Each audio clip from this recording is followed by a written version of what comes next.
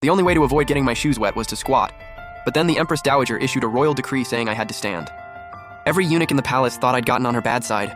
What nobody knew was, that night she'd discovered my little secret. I'm just a regular guy from the 21st century. I wake up one day and find myself lying in a palace castration chamber. I was literally about to get cut. I nearly had a heart attack on the spot.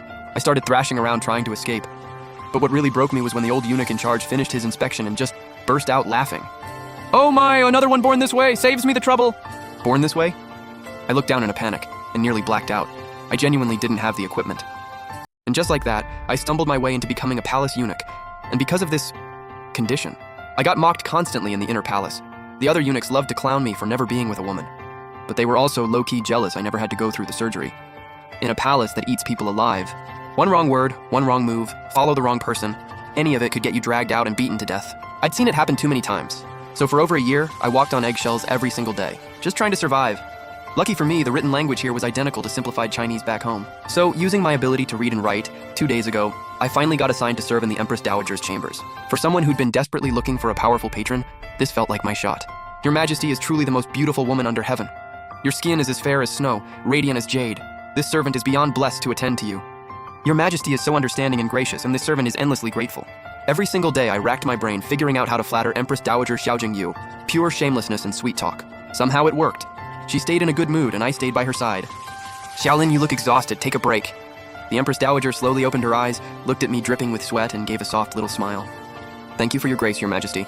I reluctantly let go of her jade feet. And honestly, this woman was on another level entirely. To become Empress Dowager, you need looks, body, and presence. She had all three in spades. Even me, someone who grew up surrounded by modern beauties. Every time I saw her, my mind went places, which only made it worse. The spirit was willing, but the flesh was missing, genuinely tragic. Then out of nowhere, she rolled over, and her robes shifted just enough to give a glimpse. I snapped my eyes away fast. "Xiaolin, that blue robe of yours is an eyesore. Go find Xiaokui later and get yourself a red one." I couldn't believe what I was hearing. A red robe was reserved for high-ranking eunuchs. The blue I was wearing was the lowest rank possible. In the palace, blue meant you walked with your head down. "Thank you for this gift, Your Majesty. Thank you for seeing me. From this day on, I live for you and I die for you." That cracked her up. She lightly kicked my shoulder with her jade foot. "You've got heart. I like that. But remember, nothing I hate more than a two-faced snake. Are we clear?" As she spoke, her expression shifted. That regal coldness hit me like a bucket of ice water. "This servant understands completely, Your Majesty. I will always be loyal." I didn't move a muscle on the floor. This woman could flip a switch in half a second. Smiling 1 second, ice cold the next. But honestly, fair enough. In a palace like this, you never really know who's on your side. Then the Empress Dowager rested her jade foot back on my shoulder and said coolly, "That dog Lu Ran is a spy planted by the Emperor. I'm tired of seeing his face. Do you have a way to get him out of my chambers?" I picked her foot back up and started massaging while I thought it through. Lu Ran was the Emperor's man, assigned specifically to watch the Empress Dowager's every move. She wasn't the Emperor's birth mother. She was the mother of Prince Ning, Xie Yanchen, who commanded 100,000 troops on the frontier and wielded serious influence at court. The Emperor wasn't about to trust this mother-son pair. "Your Majesty, with all due respect, Lu Ran is the Emperor's spy. Even if we drive him out, the Emperor will just send another one. So what are you suggesting?" She looked at me with genuine interest. I met her gaze. "Instead of driving him out, flip him, leverage him, make him yours." Her eyes lit up instantly. "How do you leverage him? How do you flip him?" "Everyone has a weakness, Your Majesty. We just need to find Lu Ran's, and we've got him." She nodded, satisfied, then called out, "Ziyu." A figure appeared right beside me out of nowhere, nearly gave me a stroke. I looked up. Black female official's uniform. Sharp features, tall and slim, an absolute stunner, but I only let myself glance for a second. I knew she was a martial arts master. She could kill someone without leaving a trace. "Ziyu, dig up everything on that dog Lu Ran. I want it all." "Yes, my lady!" Ziyu vanished in a flash.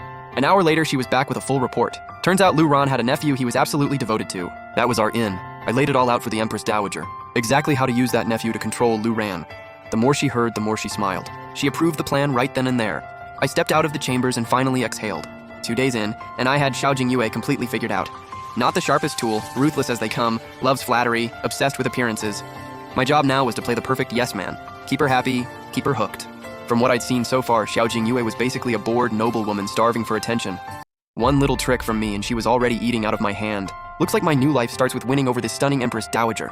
I went to find Xiao Kui, the Empress Dowager's personal handmaid, to pick up the red robe.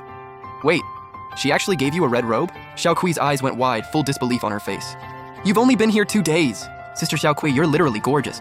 Why would I ever lie to you?" "You've got quite the mouth on you. I'm guessing that's exactly what got Her Majesty in such a good mood." We headed straight to the wardrobe room. With the Empress Dowager's royal token, nobody dared slow us down. Everything was done in under half an hour. The Empress Dowager had also arranged for me to stay in the small storage room just outside her chambers. That was VIP treatment, only reserved for personal attendants. Not everyone got that. Right as I was about to go get settled in, a short, pudgy eunuch in blue stepped out of nowhere. Xiaolin, Eunuch Lu wants you to scrub the commodes, then clean out the outhouse when you're done. This was Xiao Zhuozi, Lu Ran's adopted son and the resident bully for new recruits. I used to just do whatever he said, not anymore. No. Oh, so 2 minutes with the Empress Dowager and suddenly you've got nerve? He narrowed his eyes. He threw a punch. Back off! I drove my foot straight into his gut. He went down hard. I pinned him face down and started slapping the back of his head. Left, right, left, right. My godfather is Eunuch Lu. You dare hit me? He will end you! Xiao Zhuozi was wailing with his arms over his head. Uncle, please, I'll go scrub the commodes. I'll do it. Was that so hard? I let him go and stepped back. I wasn't about to catch a murder charge right outside the Empress Dowager's door. Xiao Zhuozi scurried off but turned back to yell, "You're dead, Xiaolin! I'm going straight to my godfather!" Go ahead, I smirked. My eyes went cold as stone. He was already sentenced in my head. I didn't move, just brushed the dust off my robe, calm as ever. Every eunuch nearby had scattered and pressed themselves against the walls, holding their breath, praying not to get caught in the crossfire. That's just how the servants' quarters worked. Biggest fist wins, biggest fist survives. I glanced up at the Empress Dowager's chambers, red walls towering, gates sealed tight. Not a single sign of movement. But I knew. What just happened? Someone in there definitely clocked it. I walked back to my little storage room, pushed the door open with a creak. Ice cold inside. One beat-up cot, one old table, and sitting on top of it, the red robe. Folded perfectly. I reached out and touched it, cold as ice but heavy as a life. This robe was both a shield and a target. I sat down and poured myself a bowl of cold water. Knocked it back in one go. My head cleared instantly. Eunuch Lu was no pushover. Xiao Zhuozi was no fool either. If he's bold enough to go snitch, he's coming back with backup. And a lot of it. I locked the door tight, dragged out an old wooden crate from the corner, everything I'd scraped together. A few silver coins, a wooden stick, half a pack of quicklime, and a chunk of scrap wood.